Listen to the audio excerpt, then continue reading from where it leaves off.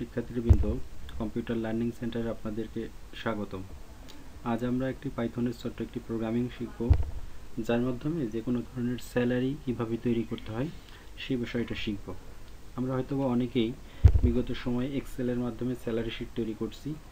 আমরা সেরকমভাবে এক্সেলের সেই কন্ডিশনটা ফলো করেই আমরা পাইথনের মাধ্যমে একটি স্যালারি কিভাবে তৈরি করতে হয় সেরকম আমরা একটা প্রোগ্রামিং শিখব।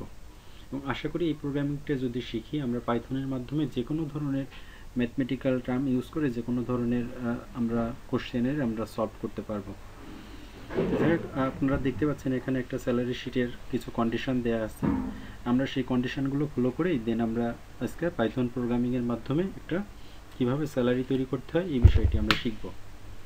যাই হোক, আমরা শুরুতেই আমরা পাইথনের যে সফটওয়্যারটি আছে পাইথনের সফটওয়্যারটি ওপেন করি। সবাই দেখতে পাচ্ছেন পাইথনের সফটওয়্যারটি ওপেন করছি। এখানে ফাইল থেকে আমরা একটা নিউ ফাইল নিই। দেন নেওয়ার পরে আমরা একটা বেসিক স্যালারি ইনপুট করার জন্য আমরা একটা বেসিক নামে একটা ভেরিয়েবল ডিক্লেয়ার করব এবং তার মধ্যে ডাটা ইনপুট নেওয়ার জন্য আমরা ডাটা টাইপ উল্লেখ করে দিব। এবং আমরা মেসেজের মধ্যে যে কি মেসেজ দিবে সেটা আমরা এখানে শো করলাম, এন্টার ইওর বেসিক স্যালারি। তাহলে এন্টার ইওর বেসিক স্যালারি এটা আমরা কিবোর্ড থেকে ইনপুট করবে, এই জন্য মেসেজটা শো করলো। দেন এখন আমরা কন্ডিশনের মধ্যে চলে আসলাম। যদি বলা হয়েছে যদি বেসিক স্যালারিটা বেসিক গ্রেটার দেন ইকুয়াল 1600 বলা হয়েছে, যদি বেসিক 16,000 টাকার সমান বা বড় হয়, যে 16,000 টাকার সমান বা বড় হয় তাহলে সে বাড়ি ভাড়া হিসেবে পাবে। বাড়ি ভাড়াটা হাউস রেন্ট আমরা শর্টভাবে এইচ রেন্ট দিয়ে লিখছি। এইচ রেন্ট নামে একটা ভেরিয়েবল ডিক্লেয়ারের মধ্যে বলা হচ্ছে বেসিকটা হবে বেসিকের 40%, বেসিক ইন্টু 40 ভাগ 100। এটা পার্সেন্টেজ বের করার সূত্র একটা ফর্মুলা ব্যবহার করছি। আর অন্যথায় বলছে ইলস, মানে যদি 16,000 টাকার সমান বা বড় না হয় সেই ক্ষেত্রে যেটা হবে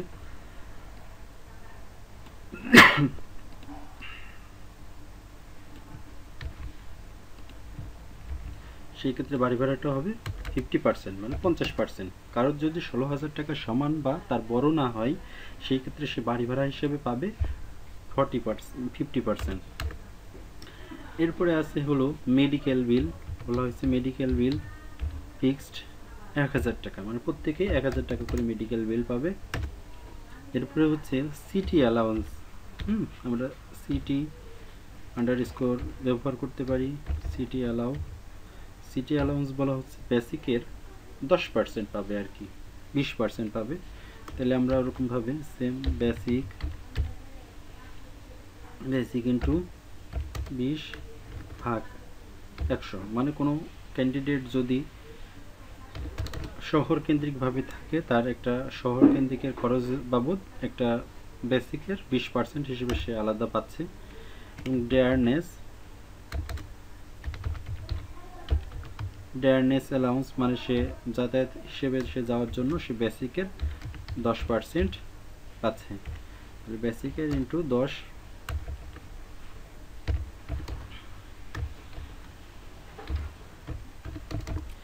ডিয়ারনেস হিসেবে সে বেসিকের 10% পাচ্ছে। তাহলে আমরা দেখি আমাদের বেসিক স্যালারিটা তো দিচ্ছে, সেখান থেকে একটা হাউস রেন্ট পাওয়া যাচ্ছে, মেডিকেল বিল পাওয়া যাচ্ছে, সিটি অ্যালাউন্স পাওয়া যাচ্ছে এবং ডিয়ারনেস অ্যালাউন্স পাওয়া যাচ্ছে। এবং আমরা কোশ্চেনটা একটু দেখি। এরপরে আছে প্রভিডেন্ট ফান্ড, সেটাও পাবে সে বেসিকের 10% প্রভিডেন্ট ফান্ড। পরে আছে ইনকাম ট্যাক্স। তাহলে আমরা প্রভিডেন্ট ফান্ডটা আগে করে নিই। প্রভিডেন্ট ফান্ডকে আমরা শর্টভাবে পি ফান্ডও লিখতে পারি অথবা প্রভিডেন্টও লিখতে পারি। তাহলে প্রভিডেন্ট ফান্ড হিসেবে গভর্নমেন্ট তার কাছ থেকে বেসিকের 10% কেটে নিচ্ছে। তাহলে বেসিক ইন্টু 10%।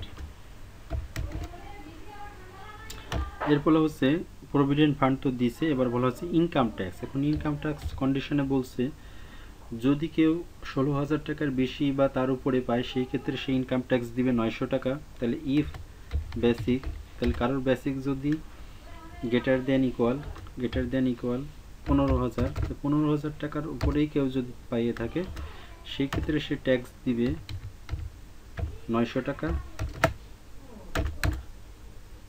যদি বলা হচ্ছে যদি সে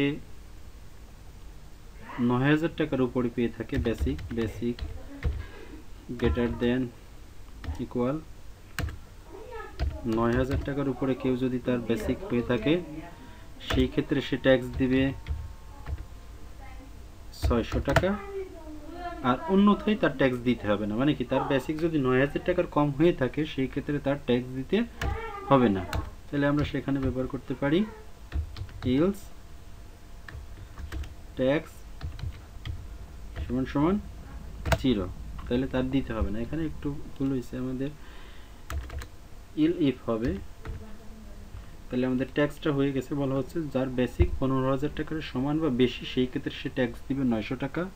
কারোর বেসিক যদি 9,000 টাকার সমান বা বড় হয় সেই ক্ষেত্রে সে ট্যাক্স দিবে 600 টাকা, অন্যথায় তার ট্যাক্স দিতে হবে না। অন্যথায় বলতে বোঝাচ্ছে যে 9,000 টাকার কম যদি কারোর বেসিক স্যালারি হয় তাহলে তার ট্যাক্স দিতে হবে না।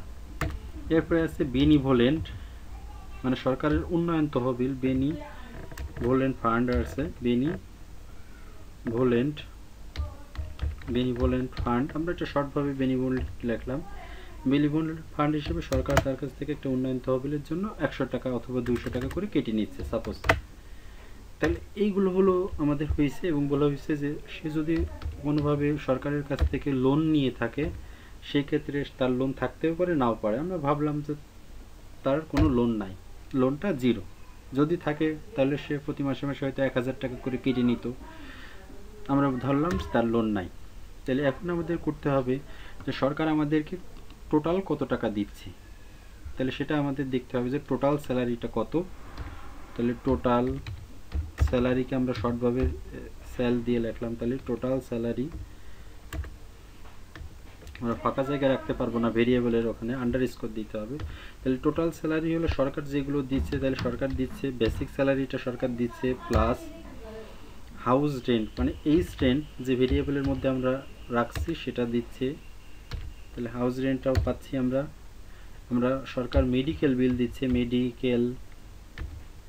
মেডিকেল বিলটা দিচ্ছে। আমরা এই জায়গাতে যে বাম পাশে যে ভেরিয়েবলগুলো ডিক্লেয়ার করছি এইগুলোই লিখতে হবে। তাহলে মেডিকেল বিল দিচ্ছে সরকার, হলো সিটি অ্যালাউন্স দিচ্ছে, তারপরে সরকার ডেয়ারনেস অ্যালাউন্স দিচ্ছে। তাহলে সরকার আমাদেরকে দিচ্ছে হলো বেসিক স্যালারিটা দিচ্ছে, বাড়ি ভাড়া দিচ্ছে, মেডিকেল ভাতা দিচ্ছে, এবং শহর কেন্দ্রিক থাকলে সেই ভাড়াটা দিচ্ছে, এবং যাতায়াতের যে ভাড়াটা আছে সেটাও দিচ্ছে সরকার, গভর্নমেন্ট। এবার দেখছি যে সরকার কেটে নিচ্ছে কোনটা আর কি, টোটাল ডেডুকেশন,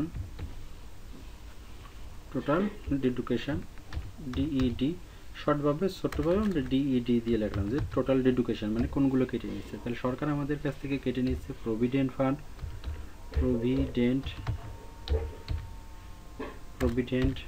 আমরা এই জায়গাতে যেটা লিখছি আর কি, প্রভিডেন্টটা কেটে নিচ্ছে গভর্নমেন্ট, ট্যাক্সটা সরকার নিয়ে নিচ্ছে। তারপরে বেনিভোলেন্ট, মানে উন্নয়ন তহবিলের জন্য যেটা আছে সেটা নিয়ে নিচ্ছে, বেনিভোলেন্ট, উন্নয়ন তহবিলের জন্য যেটা নিচ্ছে সেটাই হলো বেনিভোলেন্ট ফান্ডটা নিয়ে নিচ্ছে, এবং লোন। তাহলে এই চারটা জিনিস হলো সরকার নিয়ে নিচ্ছে আর কি, যে প্রভিডেন্ট ফান্ডটা নিয়ে নিচ্ছে, ট্যাক্সটা নিয়ে নিচ্ছে, বেনিভোলেন্ট নিয়ে নিচ্ছে, এবং লোন নিয়ে নিচ্ছে। তাহলে এবার আমরা দেখব তাহলে নেট স্যালারি, একজন ব্যক্তি নেট স্যালারি কত পাচ্ছে, নেট স্যালারিটা কত পাচ্ছে। তাহলে নেট স্যালারি আমরা এরকম লিখতে পারি, কোনো সমস্যা নেই। নেট স্যাল সমান সমান কি হচ্ছে, তাহলে টোটাল যে স্যালারি যেটা আছে এই টোটাল স্যালারিটা তো পাবেই, এখান থেকে মাইনাস হবে টোটাল ডেডুকেশন, মানে যেটা দেওয়ার কথা ছিল সেটা, আর সেখান থেকে যেটা কেটে নিয়েছে তাহলে এটা। তাহলে এই যে নেট যে স্যাল যেটা আছে এটাই হলো একজন কর্মচারী বা কর্মকর্তা পাবে আর কি, সেটাই আমরা পাইথনের মধ্যে দেখতেছি আর কি। এখন এই যে নেট স্যালারি যেটা আছে এটা তো আউটপুট হিসেবে দেখবে, তার জন্য আমরা প্রিন্টের মধ্যে আমরা এখানে আউটপুট দিয়ে দিলাম যে এন্টার ইওর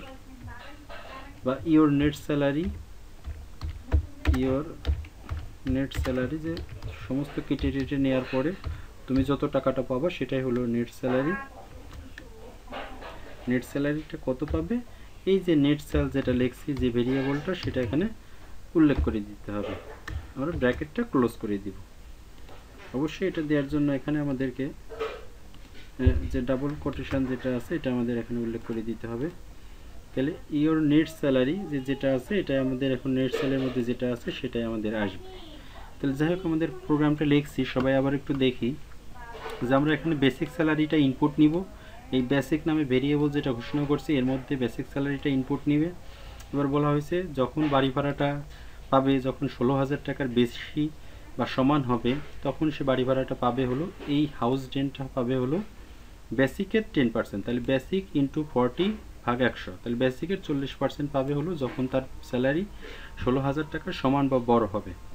এবং বলা হয়েছে অন্যথায় আর কি, মানে কারোর যদি 16,000 টাকার কম হয় সেই ক্ষেত্রে সে বাড়ি ভাড়াটা পাবে 50%। তার জন্য আমরা ইলস মানে এই কন্ডিশন মিথ্যা হলেই তখন সে বাড়ি ভাড়াটা 50% পাচ্ছে।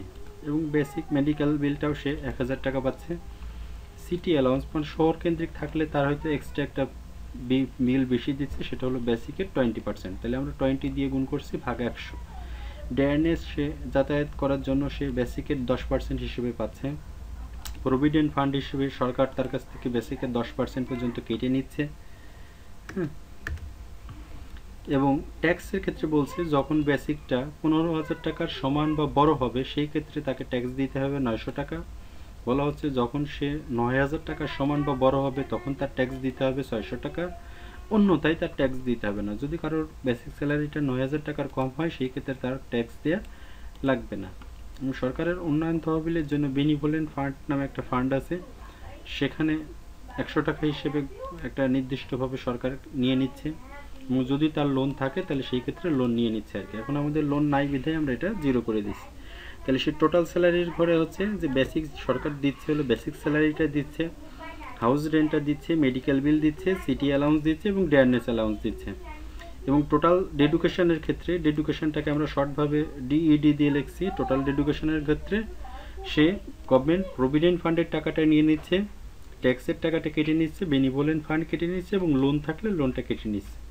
তাহলে একজন ব্যক্তি নেট স্যালারি মানে হাতে কত টাকা পাবে সেটা হলো যে টোটাল যে টাকাটা দেওয়ার কথা ছিল টোটাল স্যালারি মাইনাস টোটাল ডেডুকেশন। এখানে আমরা আন্ডার স্কোর ব্যবহার করছি, এটাই আর কি।